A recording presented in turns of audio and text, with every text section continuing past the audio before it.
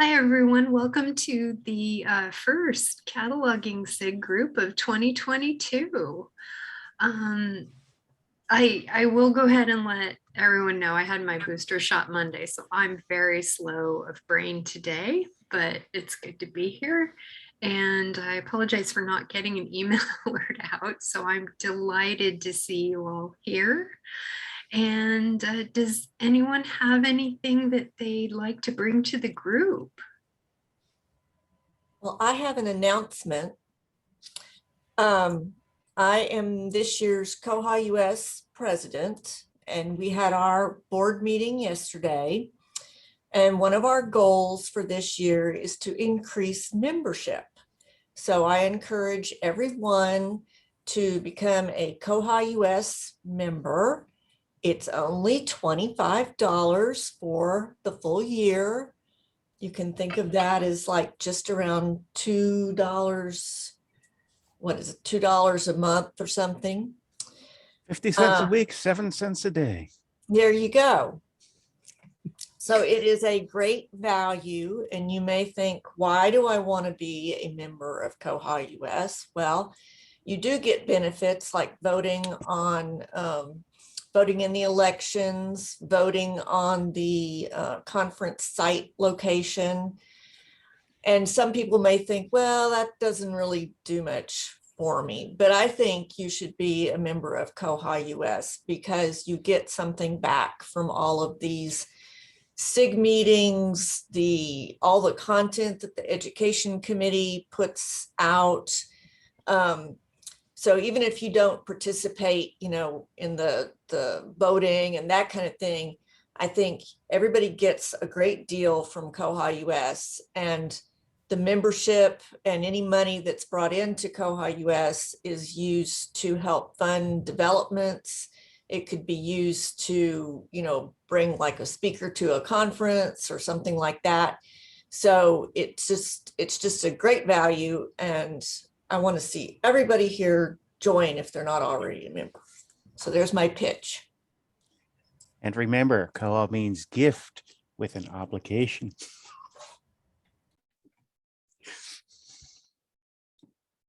Yes, giving and giving and giving, being part of the community. And the funds generated by membership also go to support the wonderful Zoom room that we use for our meetings.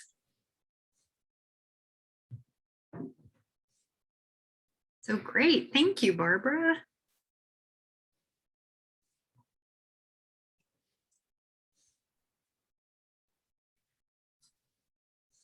Well, there were some questions in previous meetings about linked data, but I think I'm going to put that off until February unless anybody has anything they'd like to chime in about that.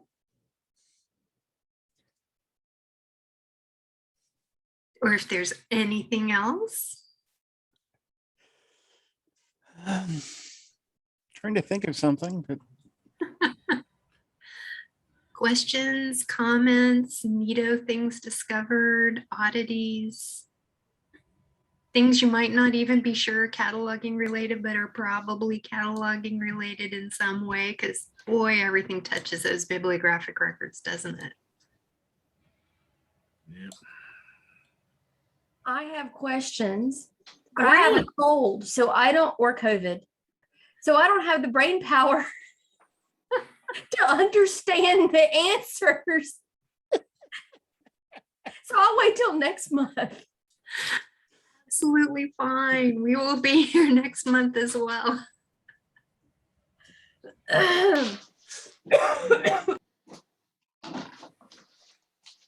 Since I set sail, all I've been able to do is work on correcting my previous misunderstandings of how cuttering works.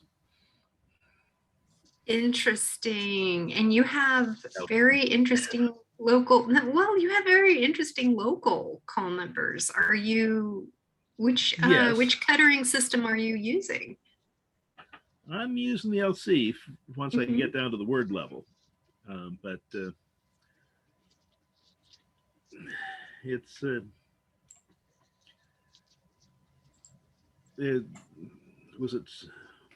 forget which general it was, says no battle plan survives first contact with the enemy. That's my cataloging system. But, fortunately, it's open-ended enough, and I haven't run out of letters yet, so it's all working. Good. How many alphabets are you using? Just one. Oh, okay. Yeah, I'm using a Cutter Sanborn 3-figure table, 3-figure Cutter Sanborn from, I'm not sure when, but it's printed on cardboard. With Yeah. a nice binder. Hold on.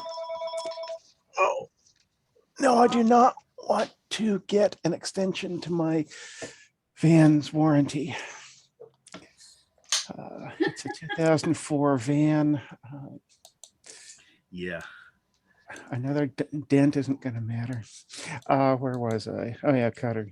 And I figure this is a small system. As long as people can find it, it doesn't have to be perfect.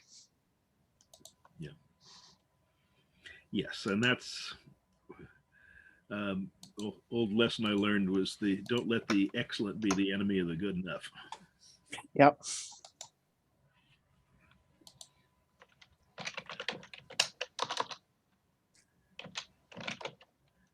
I still got to get a bug report in on the fact that it can't sort, but Yeah, there have been sorting issues, definitely, but I found that the call numbers, Library of Congress call numbers sort correctly in using the item search. Then if you click and sort by that call number column, then they will actually sort. yeah, no. I mean, it's not that complex a numbering system. It's right now I'm working on category GF, and then there's a letter and some group of numbers, and it can't put the A's in front of the B's.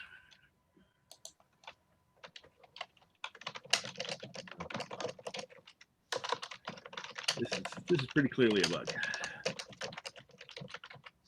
Yeah.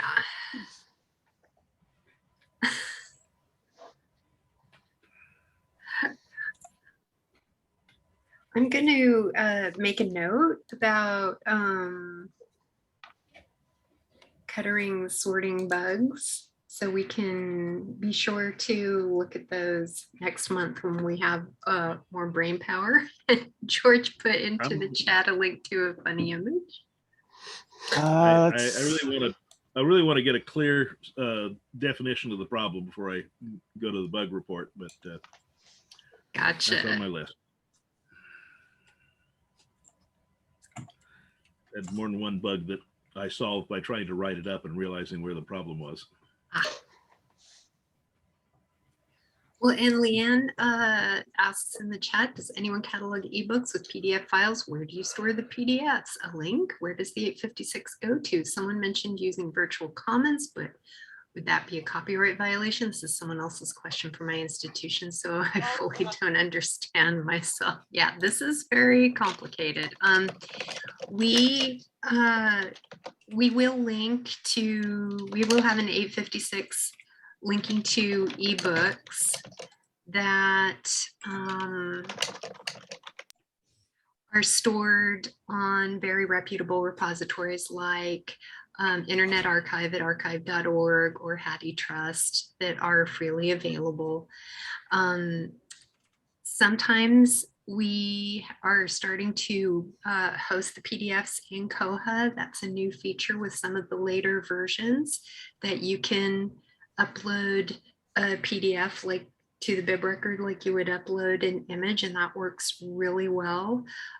We do full copyright clearance on those things. Since we're federal, anything that our staff does on staff time is in the public domain, so it's easier for us than other places.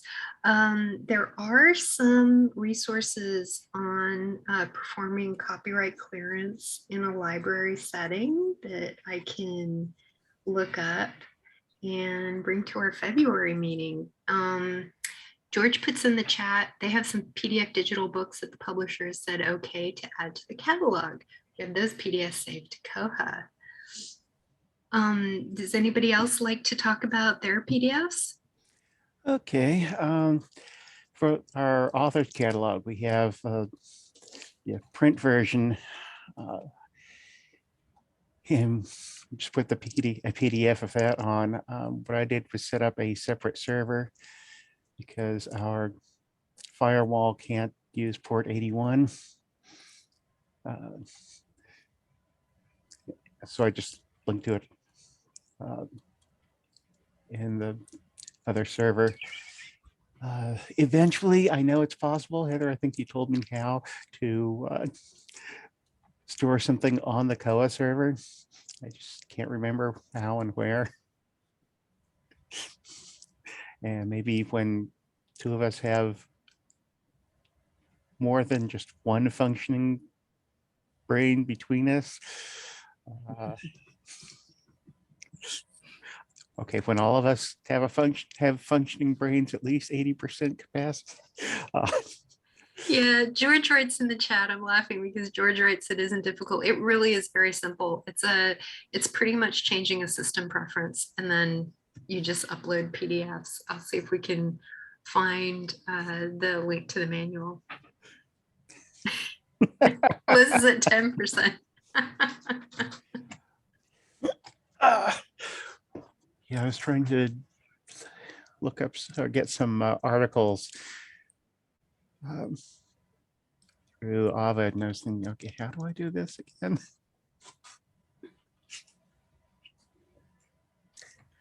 I'm also going to put into the chat a link to our Internet Archive collection that we have. We've been uploading items that we digitize to the Internet Archive because they will, for free, forever, host the items and do a conversion. So we digitize into JPEGs, assemble those into PDF, upload the PDF, and cataloging data from our catalog record to Internet Archive, and then the Internet Archive for free converts those PDFs to multiple formats. So they are in formats for the blind, other common ebook formats, and that sort of thing, which is really convenient. Yeah. I wasn't able to find that the other day. It seemed to take me to a subscription form. Is there a free place to upload the archive? Yeah, if you go to archive.org, it's very easy to create a free account. It will be your same account for archive.org and for openlibrary.org. Okay. I'll go give it another look. Apparently I Yeah. wasn't at full brain power that day either. Oh, and Jennifer puts into the chat that they use Internet Archive for yearbooks and scrapbooks. It works really well. I find it works really well too. We also use it for images, like our rare menus, cruise ship menus, and some maps, cartographic materials.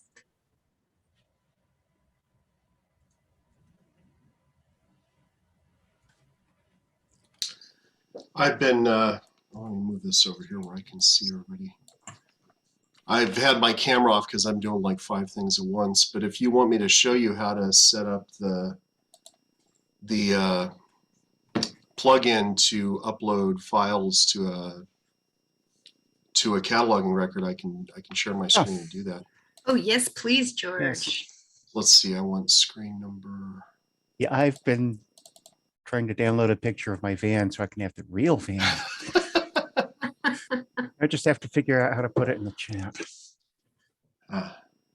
Okay, so you should see the next Koha administration page. Is We that what you do, guys see? yes. Perfect.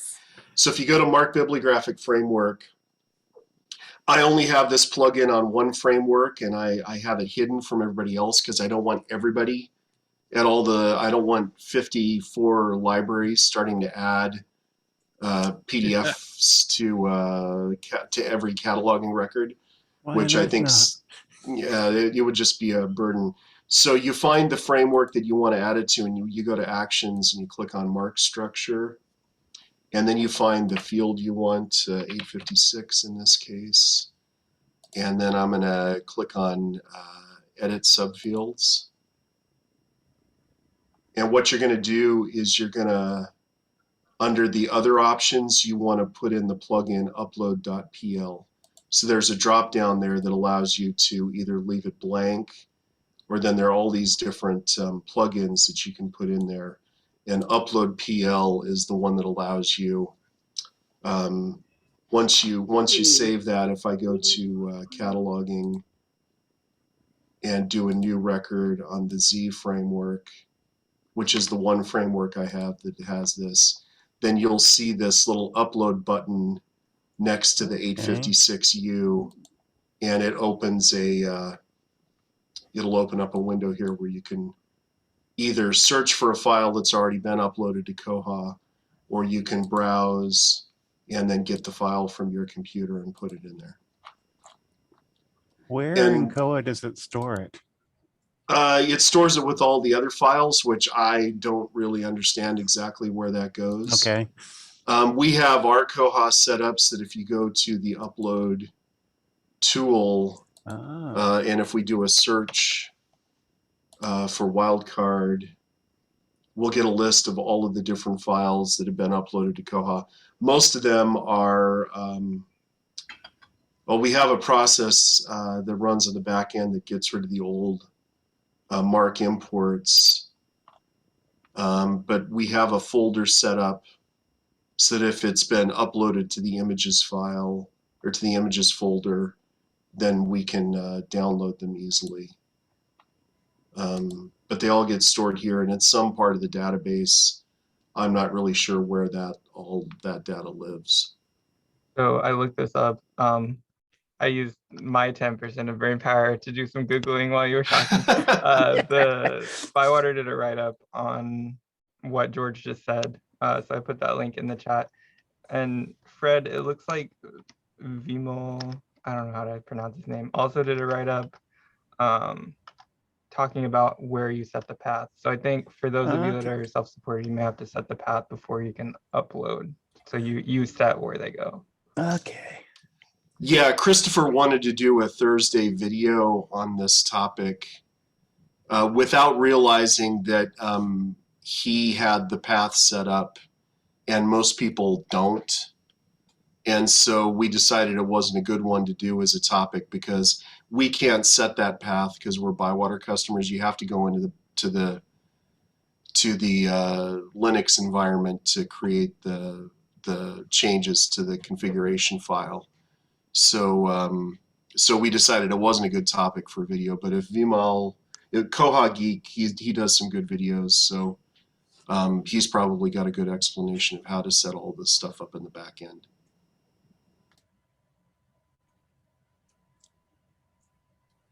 Well, a Thursday video could be a review of existing resources available on a special topic, because I think there might be some people out there that, for example, have their notifications set for the koha-US channel, but may not be aware of emails channel.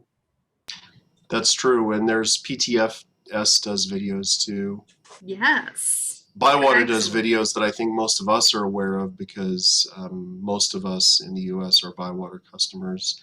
And the ones that aren't, that come to the koha-US meetings, are aware of what Bywater does because the rest of us that are Bywater customers talk about it all the time.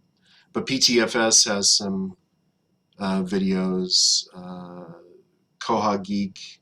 I guess he doesn't do videos, he does a lot of blogs. He does do some videos, but it's not a regular thing, but his blog is pretty good. And it seems like there are a few other resources. So maybe other resources wouldn't be a horrible topic. But specifically how to set up the upload path, that's out of our depth. We need Fred to learn how to do that. And then Fred can be a special guest. So Yes. we haven't had a special guest in a long time. So Okay. I'm thinking about it. Today's Thursday. I think there's a video, one of our videos airs today. Our first one of the year, so.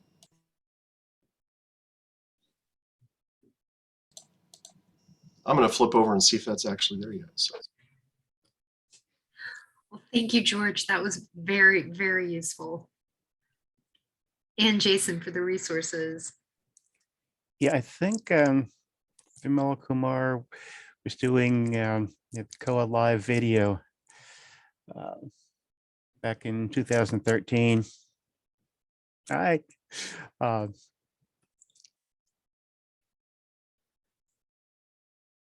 And that's basically how I learned Koa, was use his live DVD to boot up the computer and then destroy it, and then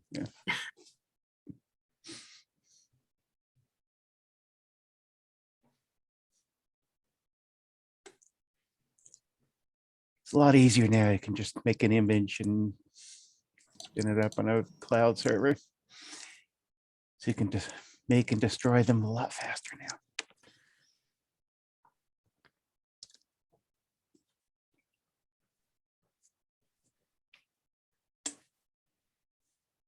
That's cool. And speaking of Fred's many, many projects, I've become in my personal life very Linux curious. So Fred and I have been chatting about me in my personal non-work time, perhaps with one of my old laptops, trying to be a guinea pig for some breaking the Linux barrier. A lot of us willing to help you with that. I've been on it for Zillion years. Yeah, too many years. Yeah.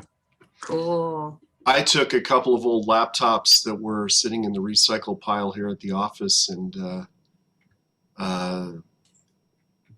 so there were two of them that were identical, so I was able to double the memory on one by taking the memory out of the other, and then I doubled the hard drive space, and so on and so on. And I set up a DLNA server at home just last week, which is kind of cool. It's kind of fun. That's how my nonprofit gets equipment. We drive around nice neighborhoods the first trash day after Christmas and see what's in the garden. Well, we have lots of old Windows Nope, but I'm 7. not laughing. We have lots of old Windows 7 computers waiting to be recycled. I think we have about 6 of them in there now. Linux runs great on those. Yeah. Yeah. Especially when you take memory out of, when you got two that match, and you can make them. Wipe the hard drive, max out the memory, and you got a good machine. Yeah. Yep. Yes, I finally got a new computer at work. Unfortunately, I can't log into it. It just says, welcome and logging in, and IT thought they fixed it and they haven't. So I'm back to using my old Windows 7 machine, but somehow it now has 16 gigabytes of memory.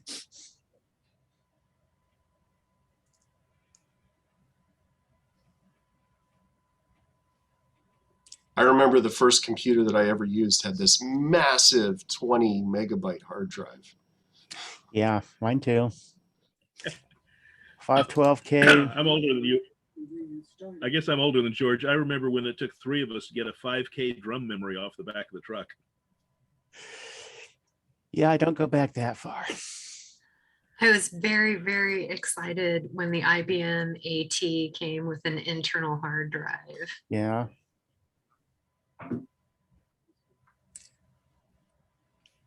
Oh, and George, I have a story for you. Remember the computer I had at a conference that you referred to as a battleship? Well, that one is, the power connector isn't quite as good. So I was planning to go to Florida to visit my mother, but that's a story I told before Heather started recording. So I figured, oh, I need a computer.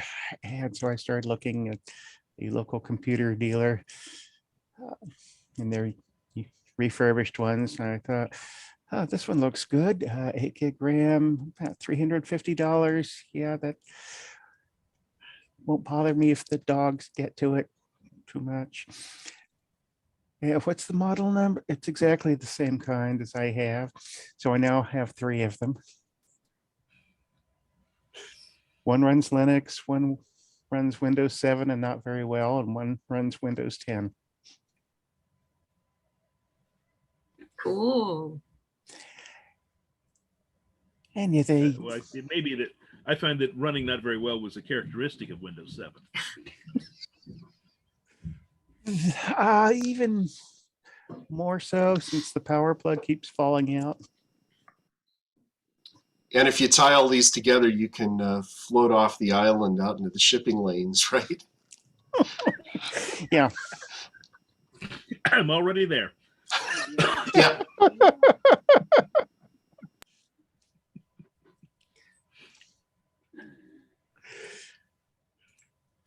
Now, someday I'm Bruce, gonna- it's a cargo Sorry, go van. ahead. Sorry, Yeah. what?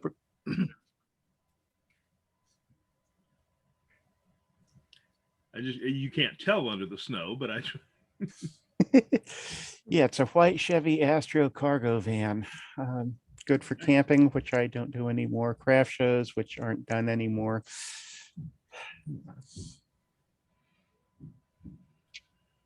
but hey, it's paid for. Yes. I think that perhaps we've exhausted the cataloging content. I I have one. actually, I thought do so have about 10 something. minutes ago. Oh, Liz Let's has something great. Okay. Sorry, I'm like getting over a head cold thing. No, And no, again, we're 10% all right is there. generous. Yeah, some of Um, us have just maybe one brain cell working, so don't worry about it. I have some libraries that have gotten subscriptions to like, what is it, sensational. It's a historical movie thing. I don't have my notes on me right now, but there's a way to use historical films, and they allow anyone in that catalog to view the content if the library has it. Now, whether or not they understand it's a consortium catalog is a different story. But is there a way to, I know there's a way to link to that site. Is there a way to, on Koha, just for that library, allow the patrons access to those videos? Or is it like, because it's a consortium, would I have to make a branch or something? I don't know that much. I usually just catalog. And so like the background Koha stuff is something that I let Michael handle.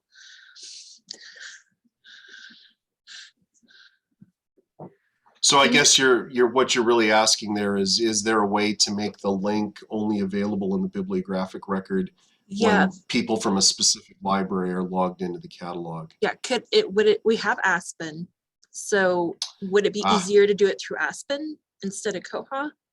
I'm out of my depth with Aspen. So Okay. I'll have to do some more digging then. Because that'd be a question, since you're at CKLS, I would ask somebody at Bywater. Okay. Because I think there's a code that they give them to access each movie. So I'm just trying to think if I could like, okay, I'll have to like get my thoughts together and have a more concise thing to ask Bywater. Thank you guys. Yeah. How do they get in? Is it IP validated? I think we could, Or- I think they get a code for like the entire library to use. So I'm just trying to figure out how to like. So are you actually cataloging each individual movie, or are you just putting a link up to give them access to the external Putting a catalog? link up. So we've done that, something similar with a different kind of database, but we're not using Aspen, so I don't have any help there either. But like you can set it up so that news items only show up for a logged in. Like if you're logged in, you see the news item, so you could put the link in a news item, so that only people logged in at that library can see it. And I did that with one library, and then I like rigged it up so that it also copies it down into the footer for that one library's patrons, so they have easier access to the external site. Yeah, that's Yeah. now that the header and footer are part of the news feature, you can, so if you're not putting these links in the individual bibliographic records in the koha-OPAC, you can control what people see when they're logged in the header and the footer and the news area. There's a whole bunch of different areas that you can control. But as how that translates into Aspen, I have no idea. Because we can make it basically a placard. So if they do certain keyword searches, that could bring up the site or the movie. And I think we can arrange that so the placard only shows up for certain libraries. But if I were to go in, like, because they get a physical copy of the movie. So I could very well put it in each individual record for the items as well. I'm just looking at the various different ways I can do this to kind of save time because, yeah, consortium cataloging. Yeah, I think if you put it in the individual items in the catalog, I don't think you're going to have any control to the point where you can say this is only visible when certain people are logged in. Yeah, okay. I think, and then I'm still talking just about the Koha OPAC. So yeah, I will have to finagle around with Aspen and talk with them and Bywater. Thank you guys.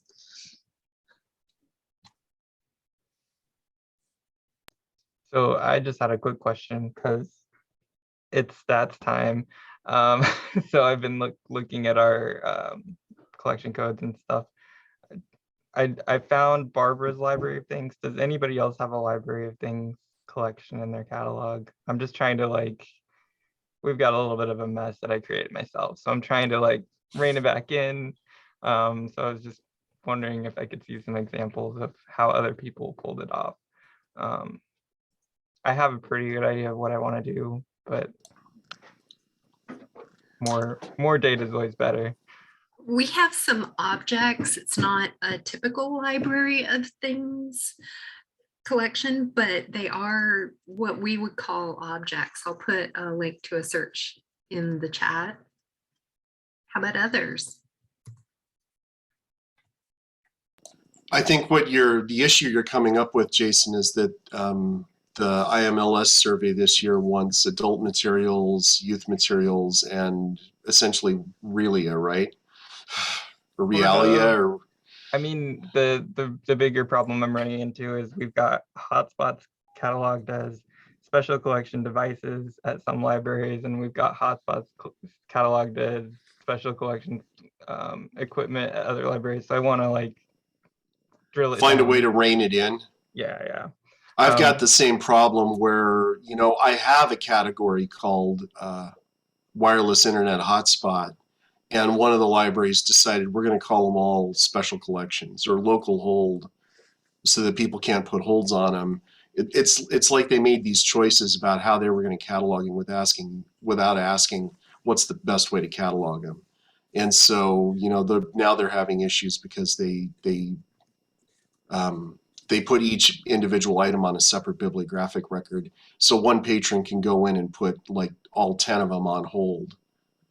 And things like that. But one of the ways that I've been trying to move all of our stuff to make it easier to run reports is I'm trying to recode all of the item types so that all the item types that relate to print materials start with the letter P, and all the non-print items start with N, and all the Realia, all the objects start with an R.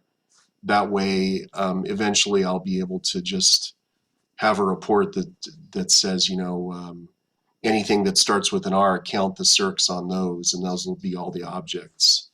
There are a lot of I've already done that with some areas, like video used to be media, or there was local hold 2 or walk-in 2. And so they were all impossible to do one report that could gather all that information easily. But now they all start with an N for non-print and then a VID for video. And then the subgroups are after an underscore. So that's kind of how I'm trying to deal with the statistical aspect of it. But as far as, getting 54 libraries to agree that that a hotspot is going to be this one item type is difficult because they don't ask me what it should be. They don't look at the list of item types and go, hey, there's one here called wireless internet hotspot. Why don't we use that? And so there are other aspects of it too, or you know, there are other things. It's an issue that I've got here too, though. And don't the libraries get to set their circulation rules with the item type too? And so Yeah. if they have different circulation rules, it's going to be wonky anyway. Yeah, that's the problem I had with this one library where they cataloged them all as special collections, I think is what they were. Or Yeah. actually it was special collections, because special collection items don't go to other libraries to fill requests. And so I when they told me that they wanted a better way to do it, I said, why didn't you use Wi-Fi internet hotspot? And they said, because we didn't want these to go to other libraries. And I said, if you use that, they won't go to other libraries. This would have been a better question to ask me a year ago when you bought the things, instead of waiting.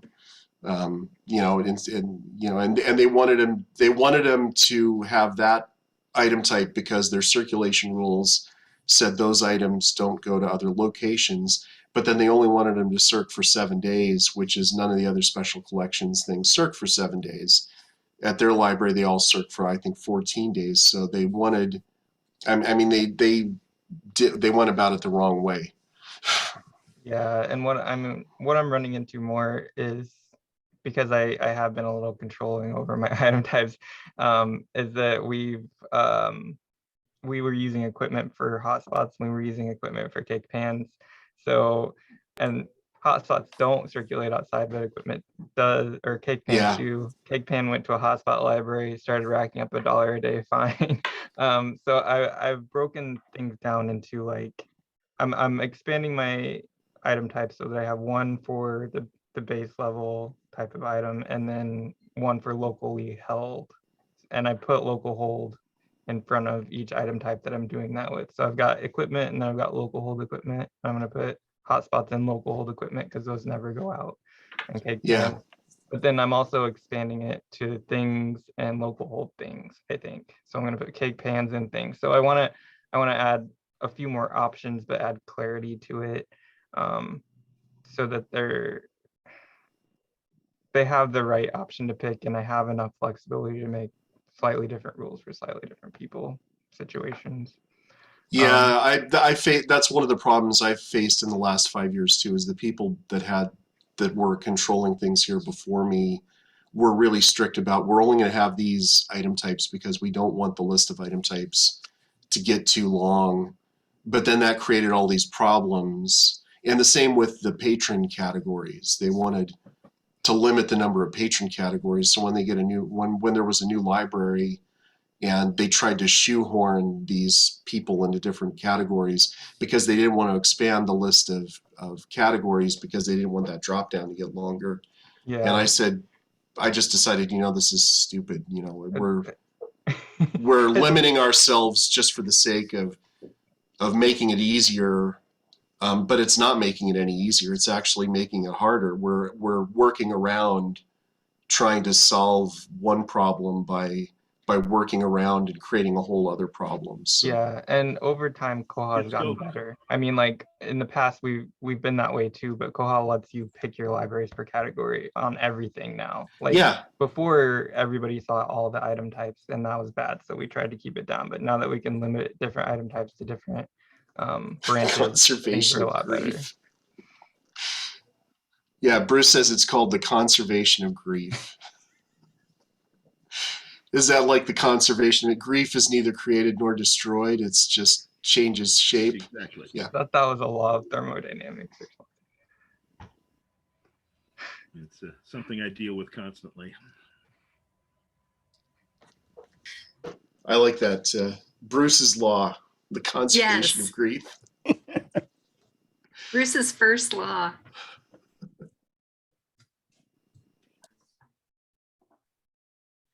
I want to say a big here to lots of item types. I mean, we're only one collection. We're not a consortium. And we have greatly refined item types, and it's very useful. Oh, We If have I ever get done with books and magazines, I'll be doing that. we have 54 libraries, and I think right now we have about 54 item types. We have 43 item types. We have over 100 collection codes. Right. Item types are the scary thing for me because anytime you add a new item type, then that's 48 libraries that may need rules set Yeah. if they don't agree on things. So I do try to keep those fairly small, but collection codes for us have always been more of a statistical category. So there's not, it's like the broad overarching, but we have a ton of shelf locations because that's kind of where we define granularity. We actually shelving locations is where we do a lot of shoehorning because we've only got 3 of them. We've got adult, youth, or adult, children's, and young adult. And that way, when we want to do statistics on adult, youth, and young adult materials, we can just do the statistics on shelving based on shelving location. And ours is kind of the flip of that. Our collection codes are things like adult books, juvenile books. The media are split out into their different categories, which is fun. But yeah, same kind of thought. I like Bruce's question is, what should collection codes be used for? That's actually one of the things,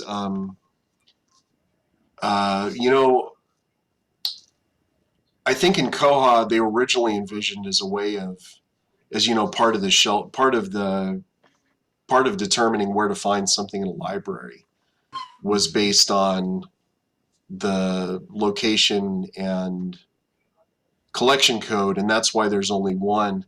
That's an area. Before I used Koha, the system that the library I was at migrated from to Koha was Voyager, and Voyager didn't have collection codes. They had statistical categories. And the big difference between collection codes and statistical categories in Voyager is that an item could have 10, 20, 30 statistical categories. So that way you could get a lot of easy to run reporting data. So that was really useful. Shelf by color, yeah. That's crazy. And search by color.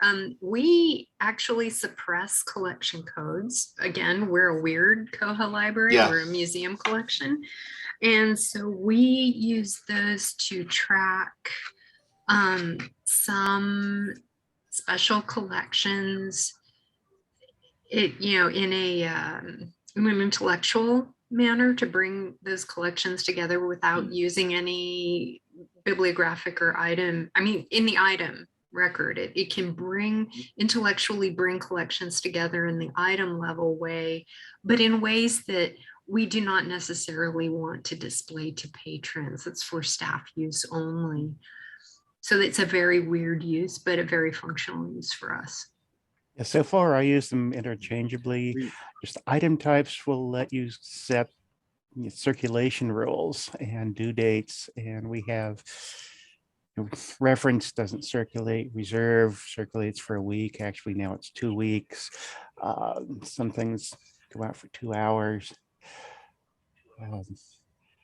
So with I'm stuck on these, choosing the colors. If someone's colorblind, is there a shape associated with each color? Would that be able to help? I'm just thinking of accessibility because that's going to be my next. Well, if they're colorblind, they're not going to come in and asking for that big green book. Except there's one known as the Green Journal. Yeah, and we have we have the red book. Emojis can be used in tagging. So you could add an emoji tag with a shape. Right. Okay. I was just like. Yeah, our reference books are tagged with red tape and reserve with green tape. And let's see, what's the most common male color blindness? Yeah. My confusion comes from our library used to have collection designations such as Native American studies, And now that we have a cataloging system, that's covered by that. And I'm just wondering if there's some other function that it was created for that I might be able to take advantage of. I think that's one of the things I actually like a lot about Koha is there's a ton of flexibility in it because Yeah. at the last library I worked at, locations referred to specific places in the library. But here in Deckel's, we're using them for these broad categories. We have our classification scheme, is set up, the way to find a book is first you look at the library, then you look at the location, then you look at the item type, and then you look at the collection code, then you look at the call number, author, and title, and that should get you to where that is on the shelf in any library in the system. All the information you need, and it goes in that order. Library, location, item type, collection code, call number, author, title. And that should get you any item in our system. But at the last library I was at, it was more like library collection code, I think. There's probably library item. Yeah, library collection code, because there are the collection codes. Here the collection codes are like fiction, nonfiction, mystery, romance, DVD, Blu-ray, software. But there the collection codes were adult fiction, adult nonfiction, adult video, adult children's video. And so, you can kind of organize. Koha gives you a lot of flexibility. But the one thing that I think that my libraries all struggle with is that they need to remember that the only thing that controls circulation rules are the item types. The item types are really what control the circulation rules. The item type in the patron category, and because a lot of times they say, I want the things in this collection code to circulate differently. It's like, I can't do that. Collection codes don't govern circulation rules. And then every now and then I'll see these things in Bugzilla or discussions online where people say, couldn't we add it so the collection code becomes part of the circulation matrix? And it's like, I go, that's the last thing we need is another way to make that more complicated. Because right now with 54 libraries, locations, 54 libraries, 23 patron categories, and 43 item types, that's a lot of potential circulation rules. And just throwing in 100 collection codes on top of that would be, I don't even want to do the math. We have, It's a lot simpler when you're a one-room library. yes. Yes. Well, With no circulation. And a notebook that you keep track of the checkouts on. I've been to that library in Beauville, Idaho. So everything's written down in an old spiral notebook. Yeah. Of course, no matter what our due dates are, our users tend to ignore them. Yesterday, someone returned a couple of books that were due back in September. Of course, we replaced those with a new edition anyway, so it didn't matter anymore. Remember at my university, a book that was gone from the shelf for more than a week, I would go to my buddies in the library and say, who's got it out? And I go pound on their door. Hi, you want to return this? Can I take it back for you? Yeah, I got it here somewhere. I really like that a lot of our libraries are going fine free because we are getting a lot more materials back because you get rid of that guilt that makes them avoid it. But public libraries, much different than special collections. And we can't like run down our patrons and be like, hey, give this to us. At least not in a bigger city. I've got an international clientele, so it's completely out. That would be an interesting work form. It's like, I need to go grab this book in Rome.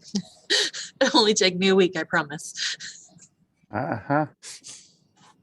Yeah, Woody Allen did a great sketch. Someone pounded on the door. I Come out with your hands up. This is at the New York Public Library. And the famous Seinfeld episode with the library cop. And, you know, Wishful thinking. the jacket says library in the back, in huge letters, available from unshelved. I Yes. have one. All right.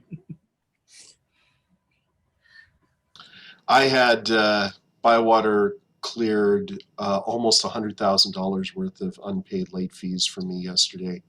For 2 libraries, I only have 5 libraries left that have fines. And the 2 that are least likely to get rid of those fines are the 2 of the smallest libraries we have. And it's because they have boards that want to punish people. Ah, yeah. Very small towns, very Traditional mindset for librarians. I believe what so. libraries are. Do they have stocks outside that just put them in the stock for 2 hours for each week the book's overdue? When I was getting the account line IDs ready to send to Bywater, and I was talking to one of the library director at Ottawa, we were talking about these, and I said, you know, if you haven't gotten this 14-cent fine from 2006, December 2006, it's a 14-cent fine. If you haven't gotten that money by now, you're never going to get it. Let's just get rid of it. Yeah. And it was about $44,000 worth of fines that they forgave at the end of the year. And most of those were most of those were older than 2015. So. Yeah, it's just too much trouble for us to try to track them down. The side effect of this is I have a process in place to delete borrowers, and a borrower can't be deleted through this process if they owe any money, even a penny. You can't delete them using the batch delete patrons tool. And so after we cleared all these fines yesterday, this morning I come in my report to see who's eligible to be deleted. All of a sudden had it was like 6,200 patrons on it. I think we have 1 patron, 1 card. So Yeah. if the libraries who choose to participate, you can take any card in the system to a library that's also participating and check out at that library. You have 1 home library, and if you owe any fines at any library, you cannot check out, or if you're missing a book. And so you have to go by the circulation rules at the library that you check the book out from, not necessarily your home library. So it's kind of interesting when there's still fines in some libraries, but not in others.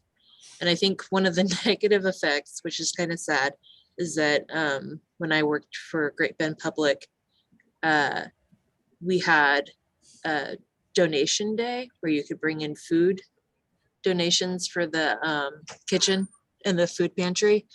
And they're like, we miss you guys, because we used to get all these donations. So now they're do occasional donations instead of the food for forgiveness. They just do random food drives. Now I'm a little fortunate. I run a membership organization, and if somebody keeps the book for more than a year, if I put a tag on their renewal notice, and all of a sudden their dues go from $100 to $350, and well, you know, I'm going to send it in. I'm trying to write a review. This is yes, but if you don't send in the full replacement cost with your dues, you're going to be removed from the board. But I'm the president.